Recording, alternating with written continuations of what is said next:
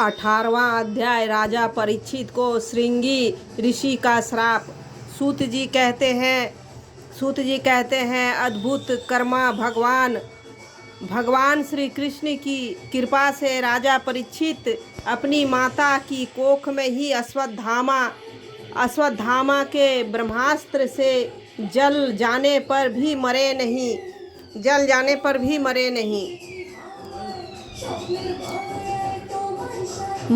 जिस समय ब्राह्मण के श्राप से उन्हें डसने के लिए तक्षक आया, उस समय वे प्राण नाश के महान भय से भी भयभीत नहीं हुए, क्योंकि उन्होंने अपना चित्त भगवान श्री कृष्ण के चरणों में समर्पित कर रखा था।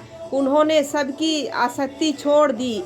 गंगा तट पर जाकर सुखदेव जी से उपदेश ग्रहण किया और इस प्रकार भगवान के स्वरूप को जानकर अपने शरीर को त्याग दिया। जो लोग भगवान श्री कृष्ण की लीला कथा कहते रहते हैं यथा कथा मृत का पान करते रहते हैं और इन दोनों ही साधनों के द्वारा उनके चरण कमलों का स्मरण करते रहते हैं, उन्हें अंतकाल में भी मोह नहीं होता।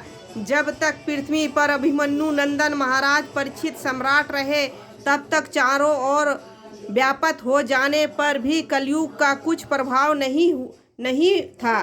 वैसे तो जिस क्षण श्री कृष्ण ने पृथ्वी का परित्याग किया, उसी समय पृथ्वी में अधर्म का मूल कारण कलयुग आ गया था। भरमर के समान सारग्राही सम्राट परीक्षित कलयुग से कोई द्वेष नहीं रखते थे, क्योंकि इनमें यह एक बहुत बड़ा गुण है कि पूर्ण कर्म तो संकल्प मात्र से ही फलीभूत हो जाते हैं, परंतु पाप कर्म का फल शरीर से करने पर ही मिलता है। संकल्प मात्र से ही यह भेड़िए के समान बालकों के प्रति शूरवीर और धीरवीर पुरुषों के लिए बड़ा भीरू है।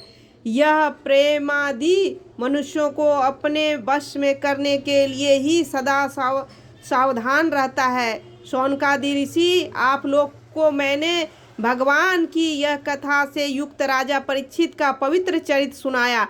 आप लोगों ने यही पूछा था, भगवान श्री कृष्ण कीर्तन करने योग बहुत सी लीलाएं करते हैं, इसलिए उनके गुण और लीलाओं से संबंध रखने वाली जितनी भी कथाएं हैं, कल्याणकामी पुरुषों को उन सब का सेवन करना चाहिए। ऋषियों ने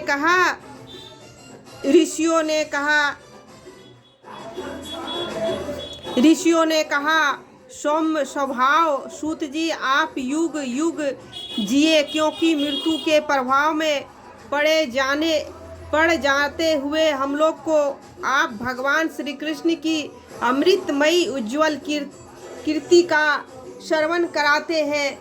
यज्ञ करते करते उसके धुएं से हम लोगों का शरीर धूमिल हो गया है, फिर भी इस कर्म का कोई विश्वास नहीं है। इधर आप तो वर्तमान में ही भगवान श्री कृष्ण चंद्र के चरण कमलों का मादन और मधु पिलाकर हमें तृप्त कर रहे हैं। भगवान प्रेमी भक्तों के लौ मात्र से सत्संग से स्वर्ग एवं मोक्ष की भी तुलना नहीं की जा सकती। फिर मनुष्य को कुछ तुच्छ भोगों की तो बात ही क्या है। ऐसा कौन रस मर्मज्ञ होगा जो महापुरुषों के एकमात्र जीवन सर्वस्व श्री कृष्ण की लीला कथाओं से तृप्त हो जाए। समस्त प्राकृतिक गुणों से अतीत भगवान के अचित्य अनंत कल्याणमय गुणों का पार तो ब्रह्मा शंकर आदि बड़े बड़े योगेश्वर भी नहीं पा सकते।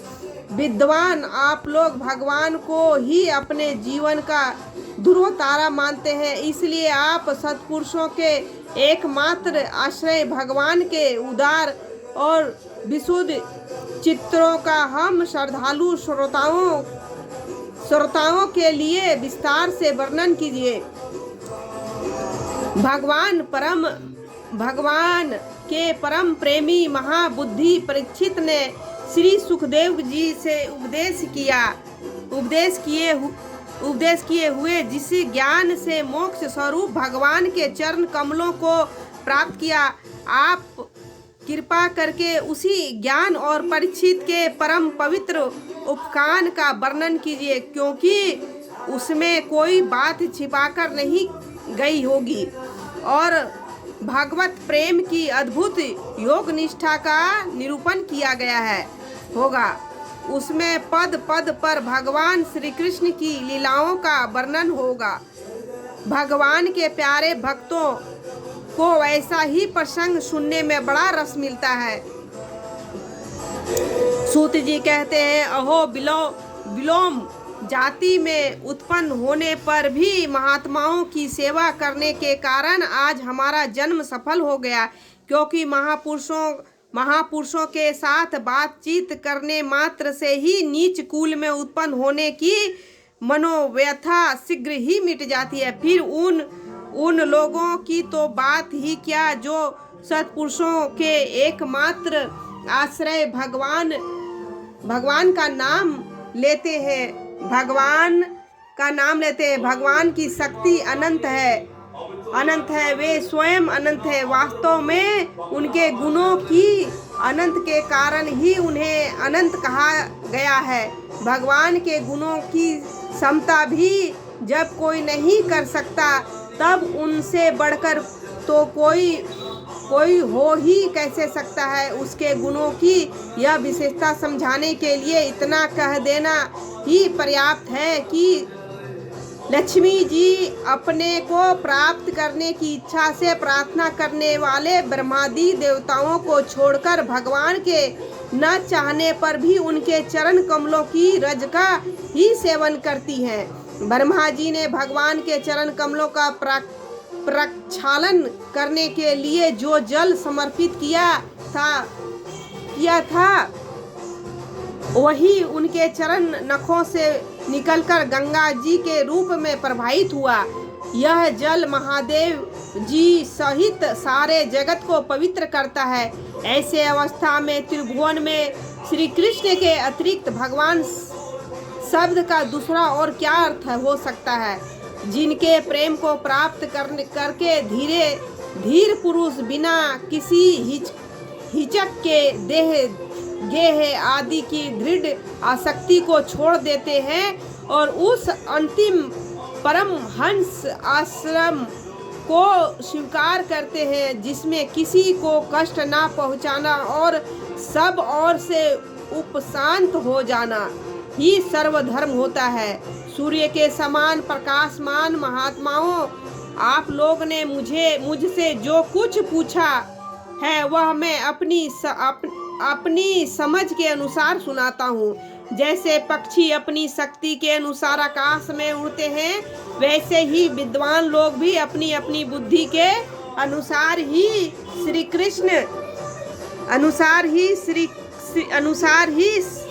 श्री कृष्ण की लीलाओं का वर्णन करते हैं। एक दिन राजा परीक्षित धनुष लेकर वन में शिकार खेलने गए हुए थे। हिरणों के पीछे दौड़ते दौड़ते वे थक गए और उन्हें बड़े जोर की भूख और प्यास लगी। जब कहीं उन्हें कोई जलाशय नहीं मिला तब वे पास के एक ऋषि के आश्रम में घुस गए। उन्होंने देखा कि वहाँ एक आंख बंद करके शांत भाव से एक मुनि आसन पर बैठे हुए थे।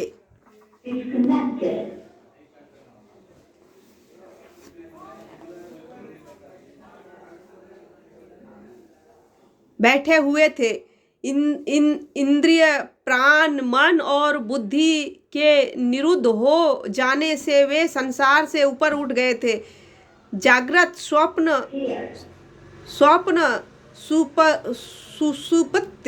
सुषुप्त तीनों अवस्थाओं से रहित निर्विकार ब्रह्म रूप तुर्य पद में वे स्थित थे। उनका शरीर बिखरी हुई जटाओं से और कृष्ण मृगचे से ढका हुआ था। राजा परीक्षित ने ऐसे ही अवस्था में उनसे जल मांगा, क्योंकि प्यास से उनका गला सूखा जा रहा था।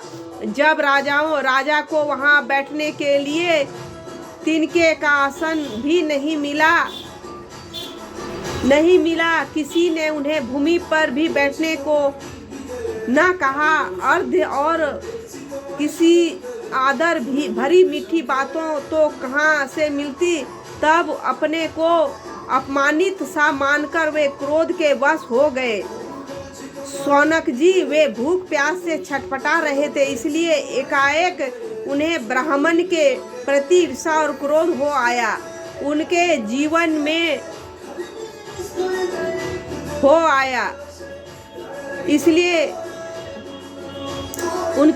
में इस प्रकार का यह पहला ही अवसर था। वहां से लौटते समय उन्होंने क्रोधवश धनुष की नोक से एक मरा सांप उठाकर ऋषि के गले में डाल दिया और अपनी राजधानी में चले आए। उनके मन में यह बात आई कि उन्होंने जो अपने नेत्र बंद कर रखे हैं, सो क्या वास्तव में इन्होंने अपनी सारी इंद्रिय वृत्तियों का निरोध कर लिया है, अथवा इन राजाओं से हमारा क्या प्रयोजन है। यह सोचकर उन्होंने झूठ मूठ समाधि का ढोंग रच रखा है। उन समीक मुनि का पुत्र बड़ा तेजस्वी था। वह दूसरे ऋषि कुमारों के साथ पास ही खेल रहा था। जब उस बालक ने सुना कि राजा ने मेरे पिता का साथ दुर्व्यवहार किया, तब वह इस प्रकार कहने लगा, रे नरपति, कहने वाले लोग उच्छित भोजी कौओं के समान षंड मुषंड होकर कितना अन्याय करने लगे हो। ब्राह्मणों के दास होकर भी ये दरवाजे पर पहरा देने वाले कुत्ते के समान अपने स्वामी का ही तिरस्कार करने लगे हैं। ब्राह्मणों ने क्षत्रियों को अपना द्वारपाल बनाया है, उन्हें द्वारपाल रखकर रक्षा करनी चाहिए। घर में घुसकर स्वामी के बर्तनों में खाने का उसे अधिकार नहीं है। एतावत उग्र मग्र गामिनों के शासक भगवान श्री कृष्ण के परम धाम पधार जाने पर इन मर्यादा तोड़ने वाले के शासक भगवान श्री कृष्ण परम धाम पधार जाने पर इस मर्यादा तोड़ने वालों को आज मैं दंड देता हूँ। मेरा तपोबल देखो। मैंने साथी बालकों से इस प्रकार कहकर क्रोध से लाल लाल आंखों वाले इस ऋषि कुमार ने कौशिक नदी के जल से आचमन करके अपने वाणी रूपी वज्र का प्रयोग किया। कुल्लागार परीक्षित मेरे पिता का अपमान करके मर्यादा का उल्लंघन किया, इसलिए मेरी प्रेरणा से आज के 7वें दिन उसे तक्षक सर्प डस लेगा। इसके बाद वह बालक अपने आश्रम पर आया और अपने पिता के गले से सांप देखकर उसे बड़ा दुख हुआ तथा वह ढाढ़ मारकर रोने लगा। विप्रवर शौनक जी समीक मुनि ने अपने पुत्र का रोना चिल्लाना सुनकर धीरे धीरे अपनी आंखें खोली और देखा कि उसके गले से एक मरा सांप पड़ा है। गले में एक मरा सांप पड़ा है। उसे फेंककर उन्होंने अपने पुत्र से पूछा, बेटा तुम क्यों रो रहे हो? किसने तुम्हारा अपकार किया? इसके इस प्रकार पूछने पर बालक ने सारा हाल कह दिया। ब्रह्म ऋषि समीक ने राजा के समीप सांप की बात सुनकर अपने पुत्र का अभिनंदन नहीं किया। उनकी दृष्टि में परीक्षित सांप के योग नहीं थे।